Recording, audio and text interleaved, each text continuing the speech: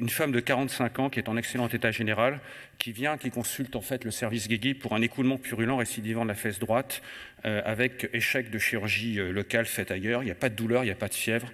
Et comme antécédent, il y a une prothèse de disque L5-S1 qui était implantée 10 ans auparavant. Donc c'était, je pense, la veille de Noël 2016, on la prend en urgence pour une TEP ou FDG pour essayer de faire un bilan infectiologique compte tenu de cette présentation clinique. Alors je vous montre le Scout View corps entier issu de la TEP et le MIP de la TEP. Alors la première chose, puisque la patiente arrive en urgence sans radio, je vous rappelle quelque chose d'essentiel, c'est que le Scout n'est absolument pas à jeter aux orties, mais à examiner systématiquement pour des raisons médicales, parce que si le patient vient, ce qui est assez fréquent, sans radio, ça nous sert d'ersatz, de substitut à la radio. Et je vous rappelle que la Société américaine de médecine nucléaire considère comme une faute professionnelle, il y a eu déjà des plaintes contre les médecins, les radiologues, qui n'utiliseraient pas le Scout à défaut de radio, parce que des diagnostics peuvent être portés sur une radio simple osseuse ou sur un Scout osseux qui ne sont même pas vus au scanner. Ici, la contrepartie médecine nucléaire, le MIP.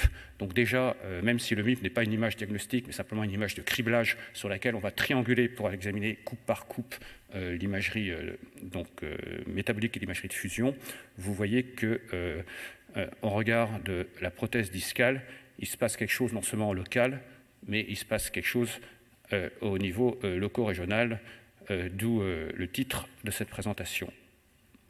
Donc ici, vous avez le trait qui symbolise la hauteur de coupe sur le MIP, et vous avez donc du côté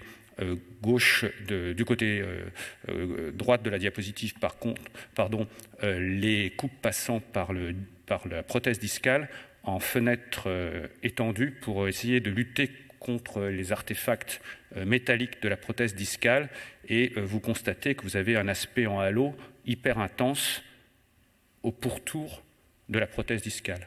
L'IRM qui avait été faite en urgence en amont de la TEP était totalement artefacté, donc ce qui est indéniablement un abcès était totalement invisible sur l'IRM.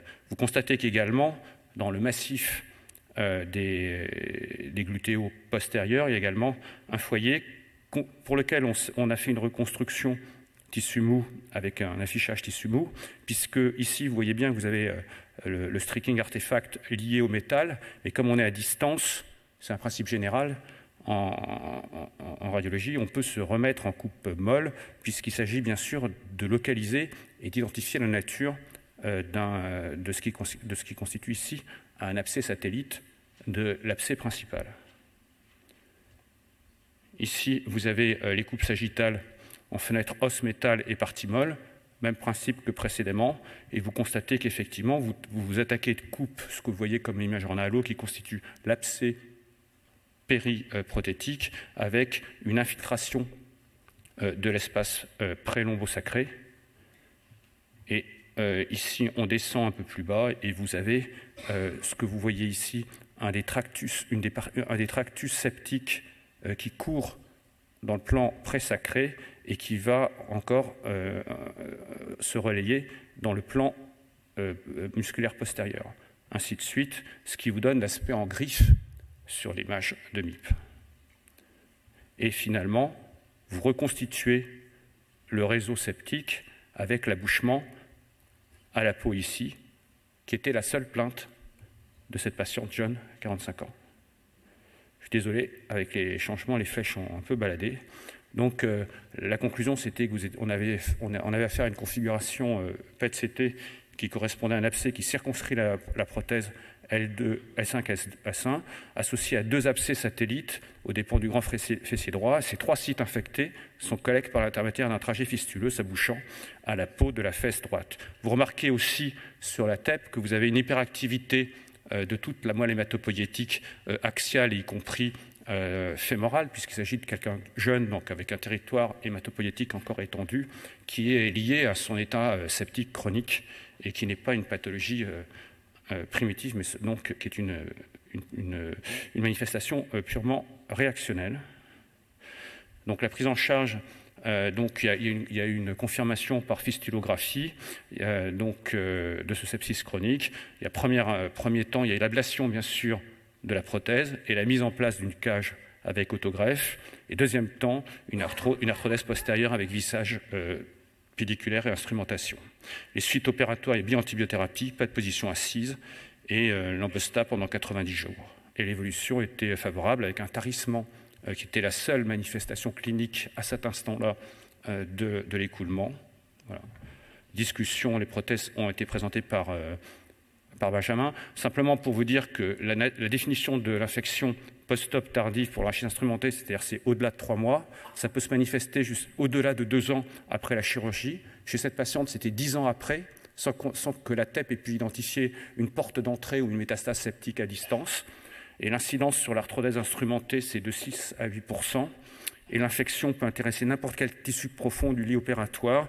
Et ces localisations sont source de difficultés diagnostiques. Les modalités d'imagerie clés sont l'IRM, mais on a vu qu'il y avait des artefacts liés au métal, et la TEP. Il peut y avoir la nécessité de faire une biopsie discale avec prélèvements bactériaux et histo. Et les questions à se poser, est-ce qu'il y a une atteinte du disque quand il n'y a pas de prothèse en général, quand c'est une arthrodèse de façon générale, la stabilité du rachis, le risque mécanique, est-ce qu'il y a une brèche méningée avec le risque de méningite ou une compression médulaire. Et la prise en charge thérapeutique, c'est bien sûr l'exérèse du matériel et une bioantibiothérapie à haute dose de bactéricides à diffusion osseuse pendant 6 à 12 semaines. Et c'est la dernière ligne du tableau dans lequel on a essayé de récapituler toutes les complications avec le risque à distance qui est de déformation, par exemple de syphoscoliose liée à l'effondrement du rachis. Voilà, je vous remercie.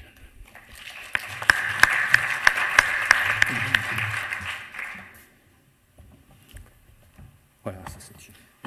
Rassurez-vous, hein, la liste de complications, il ne reste plus grand-chose, comme vous l'avez vu. Alors, je vous montre un patient de 44 ans, arthrodèse L4-L5 pour avant antérieur à 18 mois, avec une récidive lombalgique. Alors, on va regarder les images en sagittal.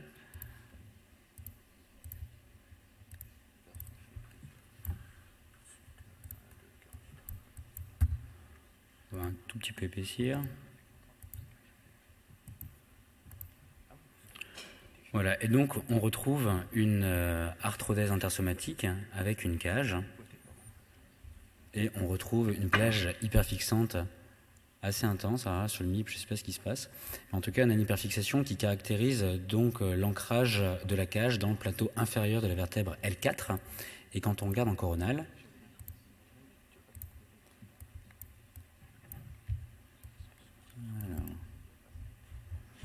désolé, hein, c'est pas aussi facile que dans son service. C'est comme ça, voilà. On va encore un petit peu épaissir la coupe. Et donc on retrouve cette plage hyperfixante donc, qui circonscrit un aspect un petit peu enfoncé de la cage dans le plateau supérieur de L4. Et ça témoigne d'une migration pathologique de la cage dans le plateau inférieur de L4, ce qui en anglais s'appelle les cage subsidence, donc migration de cage. Et donc l'hyperfixation, elle est en lien avec le remodelage osseux qui est augmenté. Donc il y a la résorption osseuse qui est toujours en balance avec une activité osteoblastique. Et c'est pour ça qu'on peut retrouver donc attesté d'une migration de la cage dans le plateau vertébral.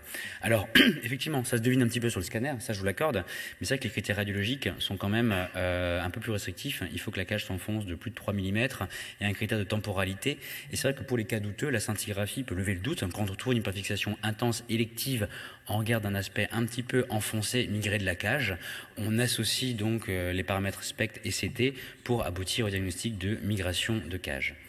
Donc tout à l'heure, on a vu la pseudarthrose, cage subsidence, on a vu les dégénérescences adjacentes, les pathologies infectieuses, et on va voir autre chose maintenant. Donc un patient de 56 ans, opéré d'une hernie discale L4-L5 et une extension du montage en L3-L4 un peu plus tard sur des lombalgies persistantes.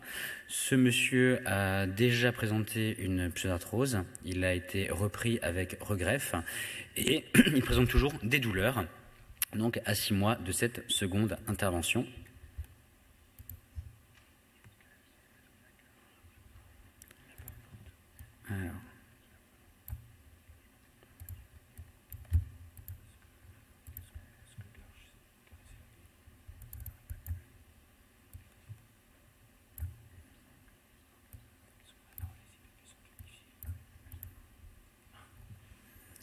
Donc en descendant, attendez, on va partir du bon endroit, voilà. Et donc on retrouve une hyperfixation qui accompagne les vis transpédiculaires, donc au niveau de la partie supérieure du montage.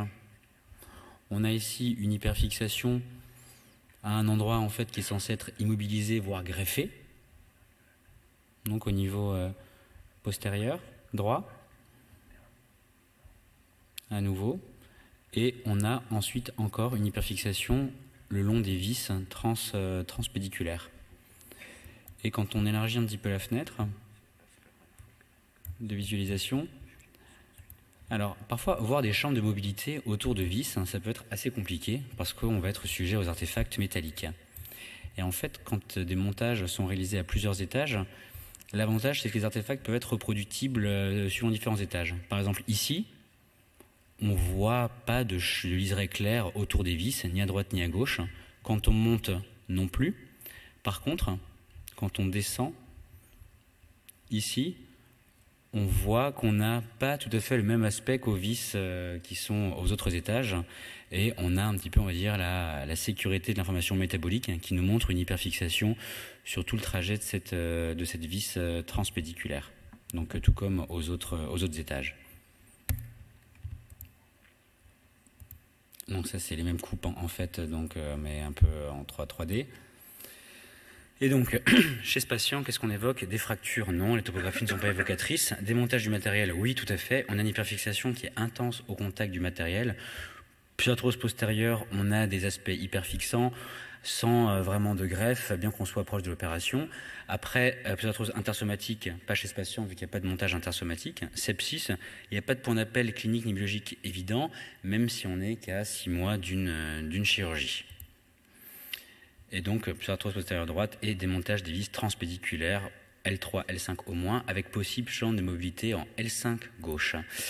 Le patient a été repris, donc l'élucidation pseudarthrosique confirmée, et il a eu une réinstrumentation avec des vissés qui ont été plus larges, et il va bien depuis, sans infection. Alors, quand on parle du matériel d'ostosynthèse, on vous a dit tout à l'heure qu'il n'a qu'un rôle de stabilisation transitoire. Le chirurgien installe ses vis, et en fait, le matériel n'a qu'un rôle de tuteur le temps que la greffe prenne. Et à terme, ce n'est pas les vis qui véhiculent les contraintes mécaniques, c'est réellement les greffes osseuses, le néo-os constitué par l'arthrodèse.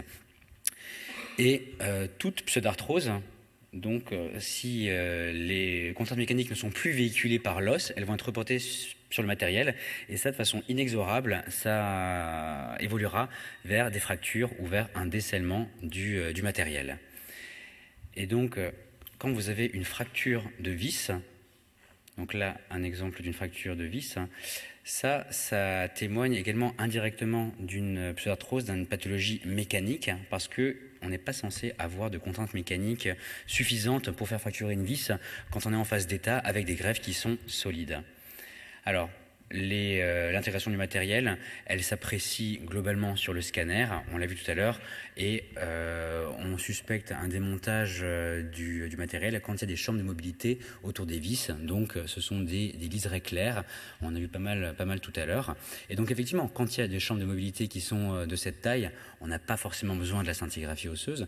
Par contre, dans des cas qui sont plus débutants, les choses peuvent être plus difficiles, et là c'est vrai que la présence d'une hyperfixation est utile. Et donc, cette chambre de mobilité, en fait, c'est un tissu fibreux de granulation qui s'interpose en périphérie du matériel suite à la résorption osseuse. C'est l'équivalent, finalement, pour l'immigration de cage, c'est le même processus. Alors, la TEMP, la scintigraphie, elle a une spécificité qui est assez élevée, donc supérieure à 90% pour ces décèlements, et ça a encore été remontré récemment dans 2 papiers. Par contre, moi, ce que j'observe dans ma pratique, c'est que quand la chambre de mobilité augmente, quand il y a un gros liseré clair autour des vis, la fixation scintigraphique diminue.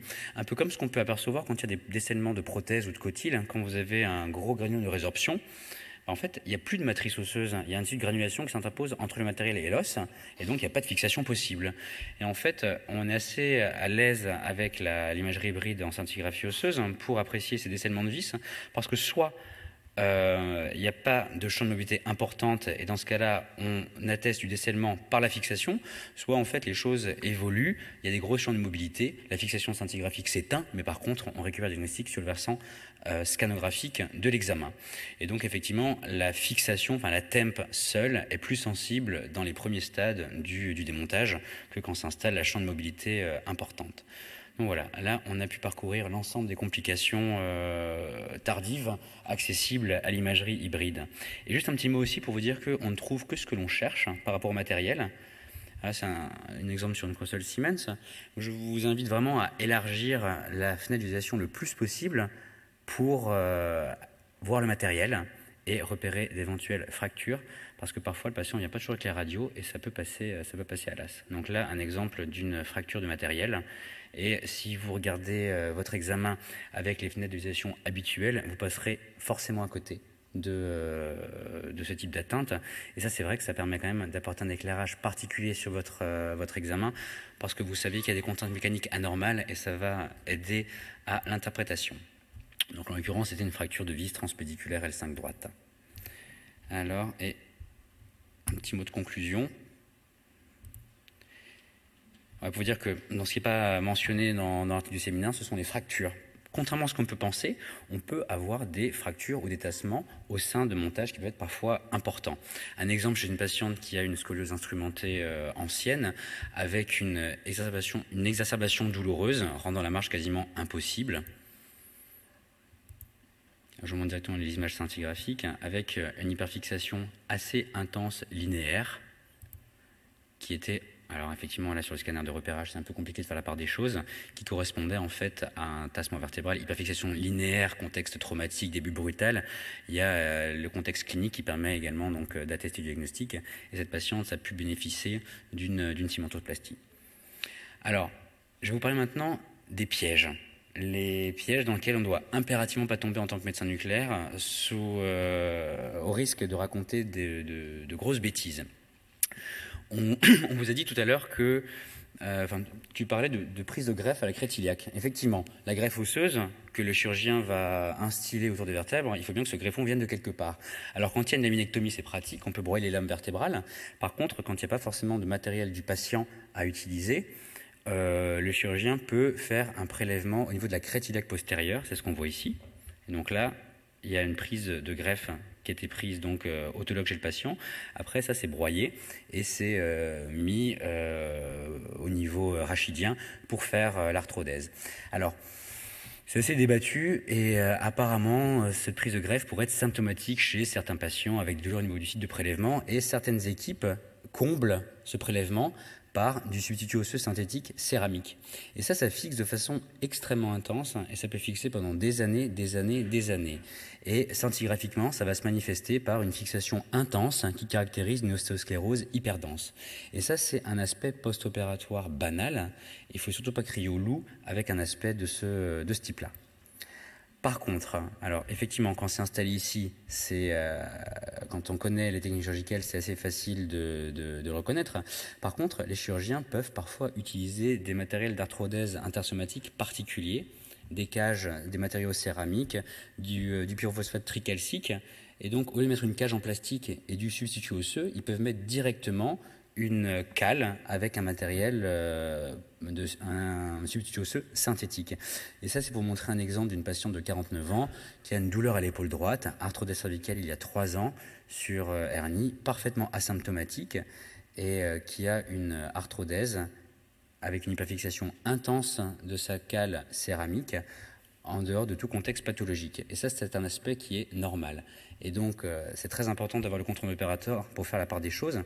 Et je vais vous montrer justement 2 exemples d'arthrodèse cervicale. Alors, la première...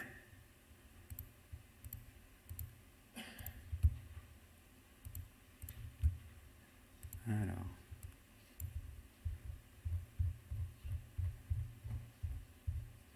Voilà, ici, donc, c'est une arthrodèse cervicale. Alors, il n'y a pas de matériel céramique particulier. Il y a des cages qui sont remplies de substituts osseux synthétiques. Ça, c'est une patiente qu'on avait imagée, je crois, environ 2 ans post-opératoire. Et on a une hyperfixation pathologique au niveau des greffes Par contre, on voit qu'il y a des trabéculations intervertébrales qui sont discontinues. Ici, le pontage osseux est interrompu, à différents endroits du montage également. Donc ça, c'est un cas de pseudarthrose. Là, vous avez la cage et ici des trabéculations qui ne sont pas complètes. Alors, je vais vous montrer en épaississant un peu les coupes. Ça sera un peu plus facile à voir. Voilà. Ici, pas de trabéculation continue, des solutions de continuité hyperfixantes, donc un aspect de pseudarthrose du montage. Un deuxième cas, par contre, avec un patient donc, chez qui on n'aurait pas dû faire la scintigraphie osseuse. Attendez, voilà. On va un peu épaissir les coupes pour mieux voir. Changer dynamique, voilà. Et donc là, vous avez des implants de type céramique, ici, et qui sont intensément hyperfixants. Alors ça, l'aspect les deux cas peuvent être assez ressemblants, si ce n'est sur la densité du matériel. Et par contre, ce qui va vraiment vous sauver, c'est le compte rendu opératoire. Donc là, je vous invite vraiment en fait à ne pas vous lancer dans l'interprétation d'arthrodèse, surtout rachidienne cervicale, sans le compte rendu opératoire. Un autre piège également, ce sont des BMP, ce sont des protéines donc recombinantes. C'est un matériel synthétique ostéo-inducteur. Et ça se place sur des petites éponges sur les sites opératoires. Et c'est un produit qui, de façon synthétique, va induire une activité ostéoblastique. C'est surtout utilisé chez des patients qui sont âgés ou quand il y a des cures de pseudarthrose, parce qu'en fait, les chirurgiens peuvent assez aisément mettre ces BMP donc au niveau d'une pseudarthrose et attendre l'induction d'une consolidation. Et ces BMP peuvent induire, avant l'activité ostéoblastique, une phase de résorption osseuse avec parfois un aspect lacunaire presque inquiétant qui peut mimer une infection. Et dans d'autres cas, également, ces BMP peuvent induire une hyperfixation qui est très prolongée. Et la particularité, c'est que ces BMP, cet inducteur d'activité ostéoblastique peut parfois fuser au niveau des tissus mous et induire une activité ostéoblastique, alors que ce n'était pas l'endroit qui était visé, bien sûr, pour constituer l'arthrodèse. Donc les matériaux céramiques, phosphate tricalcique et BMP, soyez assez vigilants parce que ça peut induire des aspects scintigraphiques parfois assez inquiétants. Donc bien sûr, connaissance du contrôle opératoire et communication avec l'équipe chirurgicale. Alors en conclusion rapidement, les clichés planaires sont oubliés, je ne vous en ai pas montré parce qu'ils n'ont pas d'intérêt dans le cadre de l'appréciation d'une arthrodèse rachidienne. La scintigraphie osseuse, il faut juste garder en tête que c'est une cartographie de l'activité ostéoblastique, très basiquement, et qu'on doit prendre en considération ce que le chirurgien fait, ce qu'il a mis, les séquences temporelles. La fixation, c'est une information qui est intrinsèquement pas spécifique, elle peut augmenter pour tout un tas de raisons, contraintes mécaniques, complications, infections, etc. Après, ça va être la topographie, le contexte et surtout les anomalies scanographiques associées qui permettent de faire avancer le diagnostic. Donc l'avantage de la scintigraphie osseuse, ça va être sa résolution métabolique et sa résistance aux artefacts métalliques. Et bien sûr, ses inconvénients, c'est une spécificité qui, comme on le sait tous, peut dans certains cas être très limitée. Et je vous invite également pour les arthrodèses à avoir un plan systématique, de toujours regarder l'évaluation intersomatique quand ça a été le cas, postérolatéral au niveau des greffes, ensuite le matériel et les étages adjacents. Et là, je vous ai remis les performances de la TEMP dans l'évaluation de ces différentes complications. Et les limites, bien sûr, l'établissement des greffes 6 mois, 1 an après la chirurgie qui rend l'évaluation compliquée, les substituts céramiques tricalciques et les BMP, donc qui induisent des fixations importantes. Alors parfois c'est compliqué parce que le patient va avoir différentes plages hyperfixantes, on a du mal à avoir un diagnostic unique avec nos examens. Gardez en tête que nos collègues chirurgiens et radiologues se débrouillent dans la plupart des cas très bien sans nous, et que les patients qui nous adressent ce sont des patients chez qui il n'y a pas de réponse extrêmement claire sur des éléments cliniques ni radiologiques, et que parfois une simple communication avec les collègues chirurgiens en disant voilà, je retrouve pas de choses très claires, il y a 2 endroits qui sont suspects. Ce sont des réponses qui peuvent tout à fait entendre et intégrer dans leur raisonnement. Et par contre, le grand point négatif pour la spécificité, surtout quand on s'intéresse au montage intersomatique, c'est qu'en fait, il y a un continuum entre une hyperfixation qu'on considère comme pathologique, une pseudarthrose, et des renforcements de fixation, par contre, plus modestes, qui peuvent être en lien avec des contraintes mécaniques qui sont augmentées. Et c'est là que parfois les choses sont très compliquées, que le scanner, par contre, va beaucoup nous aider, en tout cas l'intégration avec les autres examens. Et voilà, en conclusion encore ce fameux tableau là qu'on vous a montré déjà pas mal de fois.